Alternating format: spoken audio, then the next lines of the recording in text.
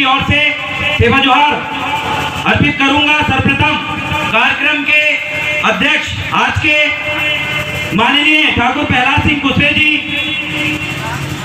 और साथ ही गोंडवाना भारतीय गोंडवाना पार्टी के जिला अध्यक्ष चमकलाल सरियाम जी और आज के मुख्य अतिथि जो अभी कुछ ही समय पश्चात हमारे बीच में उपस्थित होंगे, भारतीय गोंडवाना पार्टी की राष्ट्रीय अध्यक्ष सुश्री मोनिका भट्टी जी, आज के विशेष अतिथि डॉक्टर CL गेडाम जी और बलदार जहरिया जी, HS ब्रिजवी जी, साथ में पवन शाह सरियाम जी, सुमन लता शाह यमुनाती जी, दीवाल शाह परतेती जी, चंद्रवान कोमरे जी और साथ ही हमारे छात्र संगठन से बहुत सारे साथी यहाँ पर उपस्थित हैं।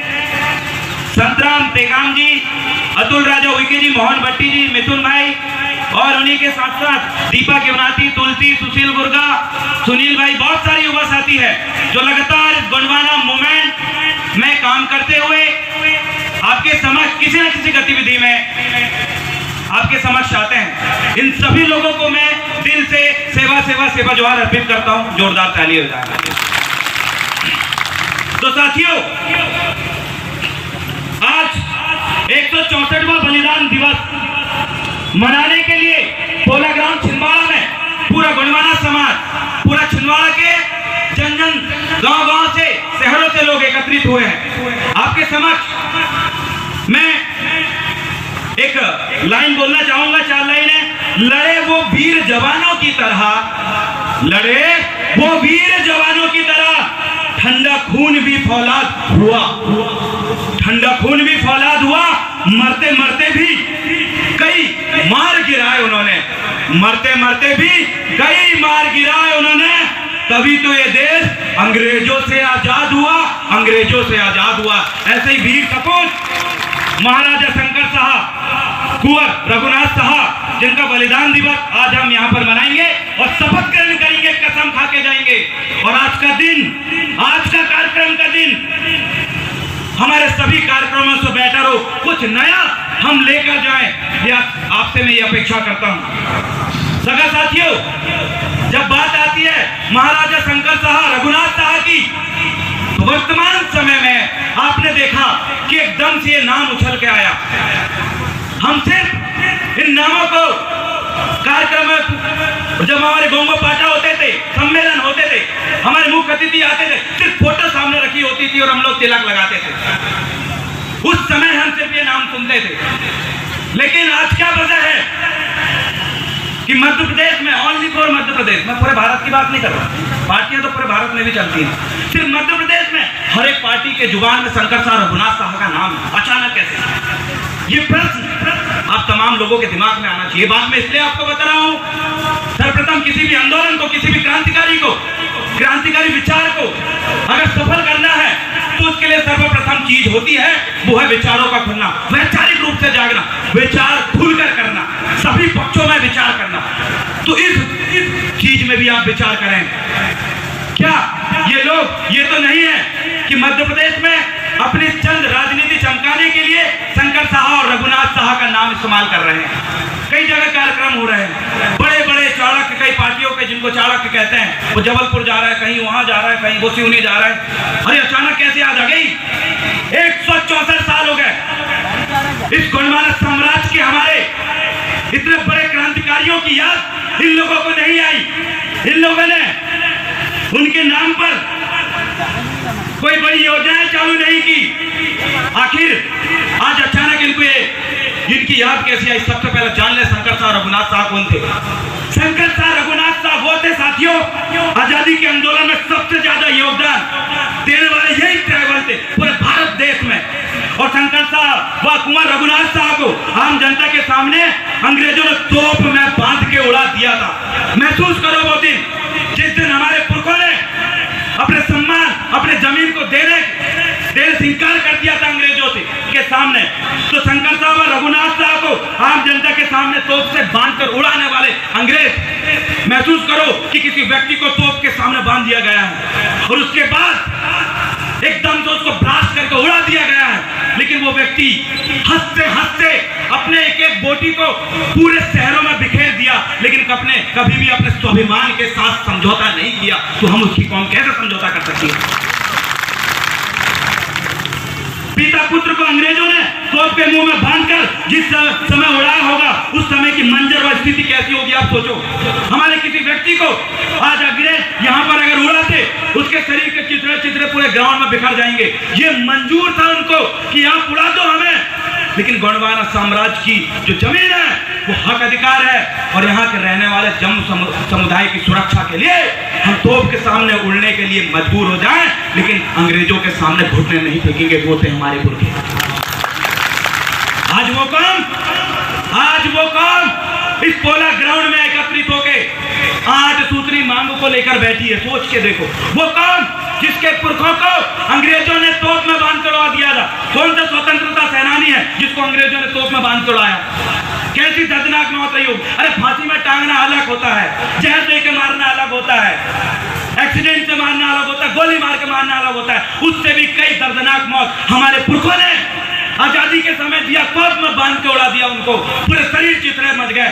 लेकिन कोई भी योजना इनके नाम, छिंदवाड़ा जिले में कई प्रतिमा है क्या? है क्या?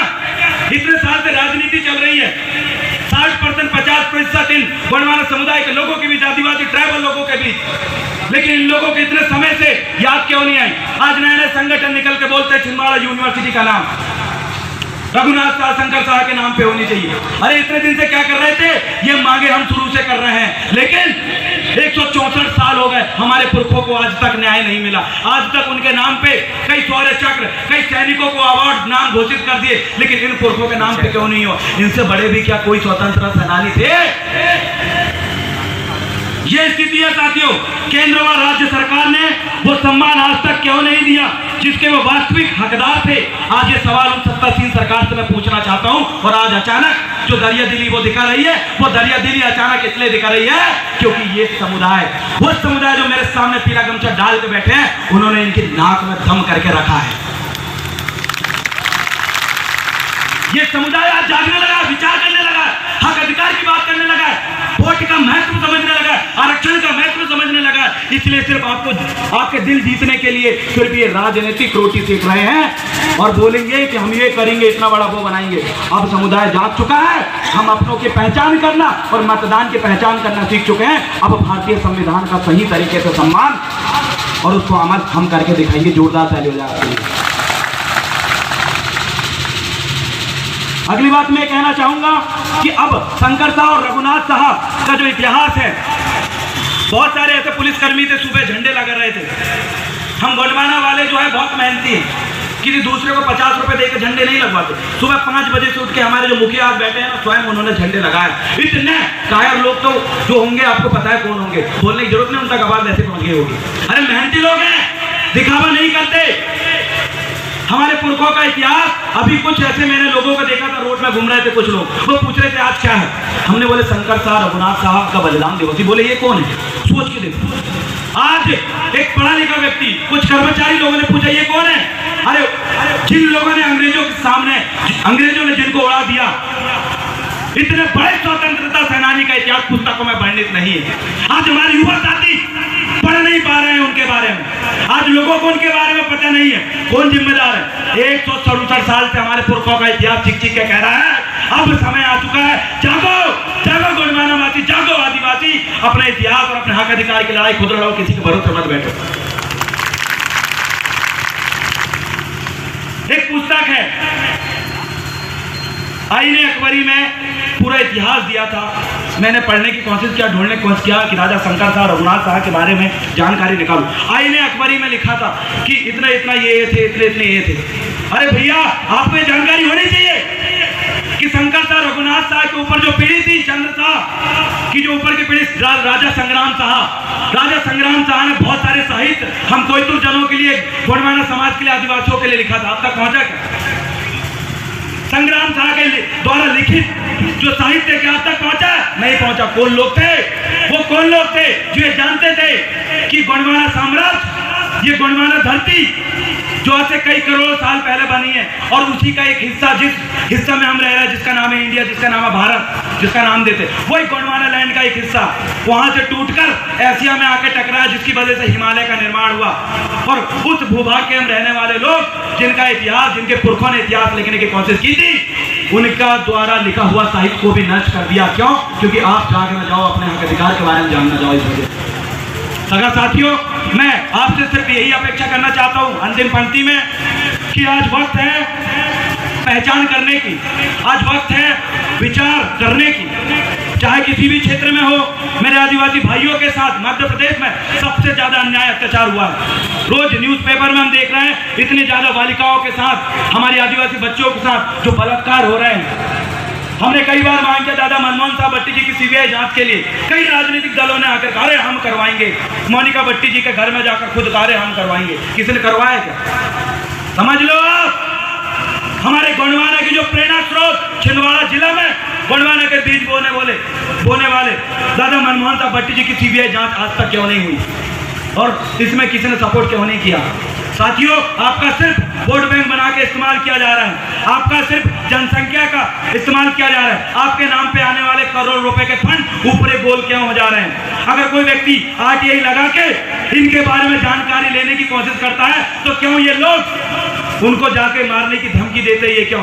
अपने हक अधिकार को भी जानने से कुछ लोग धमकी देने लगे, जान से मार देंगे आरटीआई लगा के, अगर अपने ट्राइबल विभाग से कुछ जानकारी निकाला। लेकिन डरने वाले लोग नहीं है।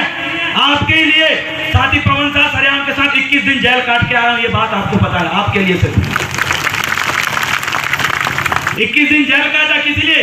कि भाई मल्हार डाला घटना में जो घटना हुई है वहां न्याय मिले। न्याय मिला क्या? रुकेंगे नहीं। लाखों साथी तैयार हैं और संवैधानिक रूप से लड़ना कैसे हम अच्छी तरीके से हम जानते हैं। जब जब उठेगी उंगली गोंडवाना पे, खून मेरा खोलेगा। जब जब उठेगी उंगली गोंडवाना पे, खून मेरा खोलेगा। जब जब धड़केगा हृदय मेरा, जय गोंडवाना, जय गोंडवाना, जय गोंडवाना ही बोलेगा।